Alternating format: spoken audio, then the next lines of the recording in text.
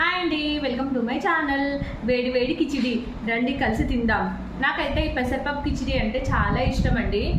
మామూలుగా ఇంట్లో ఏం కూరగాయలు లేనప్పుడు ఇట్లాంటి పెసరపప్పు కిచిడి చేసుకుంటే టైము సేవ్ అవుతుంది, మళ్ళీ తొందరగా అవుతుంది, మళ్ళీ కడుపు నిండా తినొచ్చు. అంత టేస్ట్గా ఉంటుంది. మీరు ఎప్పుడైనా ట్రై చేశారా? దీని మొత్తం ప్రాసెస్ అయితే లాంగ్ వీడియోలో పోస్ట్ చేశాను, ఒక్కసారి చెక్ చేయండి నా ప్రాసెస్లో ఎలా ఉంటుందో. ఇప్పుడు టేస్ట్ చూద్దాం.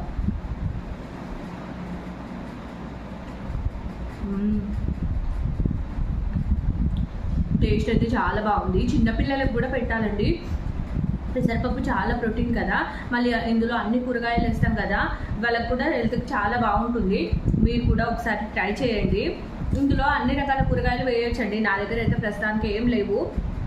ఏం చేస్తాం చెప్పండి, లేడీస్ అంటేనే అడ్జస్ట్మెంట్, ఏ ఉంటే వాటితోటే చేశాను.